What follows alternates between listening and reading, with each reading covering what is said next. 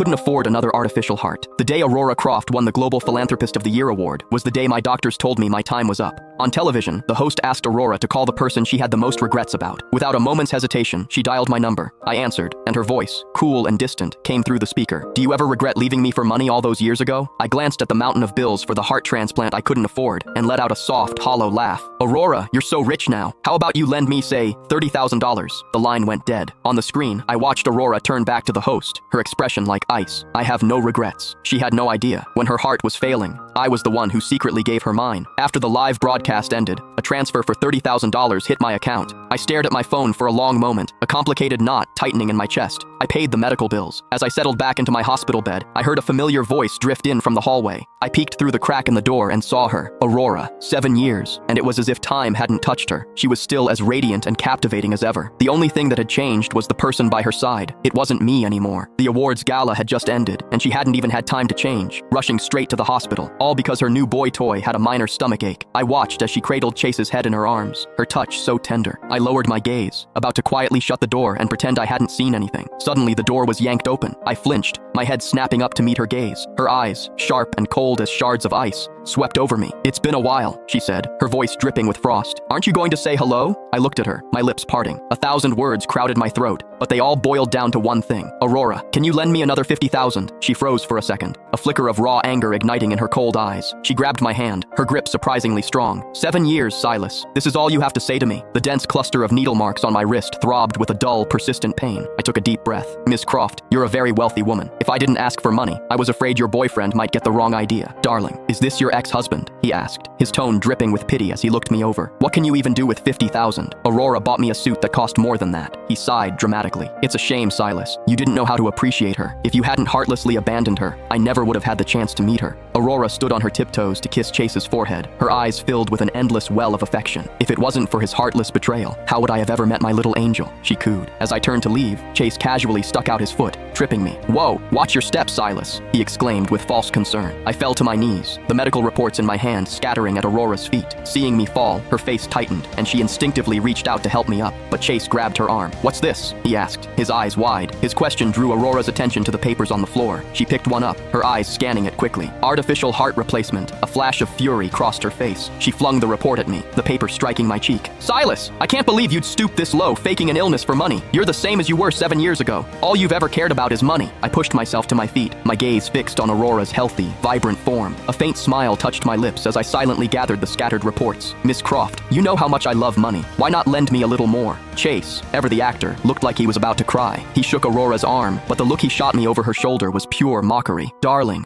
what if it's real? And it was only after Silas left you that you received that heart from that kind donor. Maybe we should help him, please? His words seemed to remind her of my betrayal, of how I had abandoned her for money. The flicker of doubt in her eyes was instantly extinguished, replaced by a glacial coldness. The heart of a kind person can't save someone so heartless. He doesn't deserve it. She turned, pulling Chase with her. He continued to plead my case, but as he glanced back at me, the corner of his mouth curved into a vicious, triumphant smirk. I bent down and picked up the medical report, now covered in Chase's dusty footprints. Suddenly, my artificial heart gave a shudder, a mechanical tremor that didn't belong in a human body. My vision swam, and the figures of Aurora and Chase blurred into indistinct shapes. After a long moment, I wiped a trickle of blood from the corner of my mouth, my eyes tracing the words, artificial heart replacement. My fingers drifted to my chest, brushing over the scar that had been etched there for 7 long years. Even now, Aurora had no idea. The heart beating in her chest was mine. 7 years ago, with no suitable donor heart in sight, Aurora's body was giving out. The technology for artificial hearts was still experimental. In theory, it could sustain life, but the risks were enormous. When I was confirmed as a match, I gave her my heart. I took the artificial one, a model with a theoretical lifespan of 7 years. To save money, I chose the cheapest one they had. Ever since, a sharp, stabbing pain would periodically flare up in my chest. Coughing up blood and sudden bouts of weakness became my new normal. And because I never had the money, the surgery to replace the failing device was delayed again and again. Now, 7 years had passed. The artificial heart in my chest pulsed with its 7th wave of agony. I knew it was well past its breaking point. I left the hospital and went back to my rented room. It was small, damp, and freezing in the winter. sweltering in the summer, but it was cheap. This was the same place Aurora and I had lived, the place where we had mapped out our entire future together. After learning my heart was a match for hers, I had pretended to be a greedy, social-climbing parasite. I drew up divorce papers and told her I was leaving. To save her, I had to be cruel. I had to pretend I'd had enough. I'll never forget that day. The girl who was always so strong, who faced pain and hardship without flinching, cried for the first time. She signed the divorce papers with trembling hands, her tears staining the cheap paper, and on a different form, an organ donation agreement. I signed my name. After the surgery, I vanished from her life, branded a traitor. I returned to the small room we had shared for 5 years, and I waited for the death I had willingly embraced. I never thought I would see her again. My phone rang, pulling me from my thoughts. It was the bank. They informed me that the $30,000 transfer had been a mistake on the sender's part. I was required to return the funds immediately or face legal action. I hung up, a bitter smile on my face. What was there to say? After a moment of silence, I called my buddy Ben and asked him to help me find a job. I had to pay her back. Aurora hated me so much. The idea of me, the man who only cared about money, having to work off a debt in installments, she would relish it. She would watch me slave away until I dropped. Because of my heart, my body was weak. Most jobs were out of the question. I scraped by on whatever odd jobs I could find. Ben knew my situation and found me a gig as a server at a banquet. It was relatively easy work, and it paid $500 a night. As I put on the uniform, adjusted my mask, and began serving drinks, I saw her again. She was breathtaking in a designer gown, a vision of elegance and grace. Chase stood beside her in an expensive suit, looking sharp and poised. They held onto each other's arms, a perfect couple, surrounded by a crowd of admirers. I glanced once, then immediately looked down. Aurora took a glass from my tray without recognizing me. I was about to turn away when Chase spoke, his voice sharp. "Hey, watch what you're doing! You spilled wine all over my suit!" I froze, noticing for the first time a dark, wet patch on his jacket. I didn't say a word, just lowered my head and tried to dab at the stain with a napkin. Aurora watched me, her brow furrowed, her lips pressed into a thin line. A malicious glint appeared in Chase's eyes. He suddenly kicked me, his foot connecting squarely with my chest. A bolt of agony shot through me. I collapsed, a pained gasp escaping my lips. "Don't touch me with your filthy hands!" he spat. "Security! Get this trash out of here!" His face was a mask of fury, but he couldn't hide the triumphant smirk playing on his lips. Though only my eyes were visible, in that split second of eye contact, Aurora knew. Her lips trembled,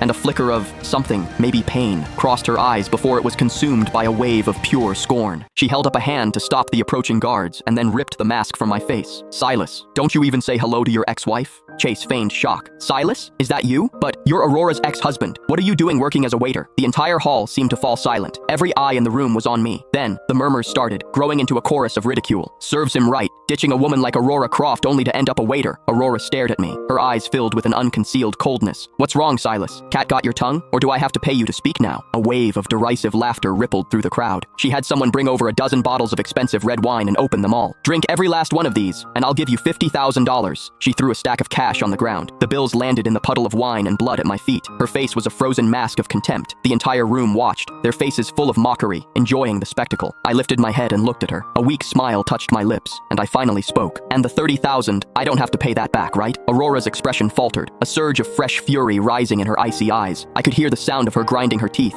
"Fine." Her answer was all I needed. I smiled, grabbed a bottle, and started chugging. My body, already on the brink, rebelled. The harsh liquid burned my throat, and I gagged, nearly throwing it all up. I forced it down and reached for the next bottle, and the next. Everyone watched me, their faces alight with cruel amusement. Only Aurora's expression began to change, her face growing darker, more clouded with every bottle I emptied. As I reached for another, she finally snapped, her hand clamping down on my wrist. "Silas, would you actually die without money?" I looked into her blazing, bloodshot eyes and nodded. "You're right, without money, I will die." She shoved me away in a fury. "Good, then drink it all. Drink until you're satisfied." My body felt like it was weighted down with lead. The artificial heart in my chest seemed to have stopped beating altogether. I smiled, took a shallow breath, and lifted another bottle. Aurora couldn't take it anymore. She snatched the bottle from my hand, letting out a raw, animalistic scream. "Enough!" My body finally gave out. I crumpled to the floor, landing in a pile of shattered glass. The sharp edges bit into my skin, staining the ground a deeper shade of red. The commotion brought Ben running. He saw me, his face contorting in horror, and rushed to my side. He helped me up, then turned and screamed at Aurora, his voice cracking with anguish. "He gave you his heart. He's been living with an artificial one all this time. He can't drink. Don't you get it? It'll kill him. Do you have any idea what you've done?"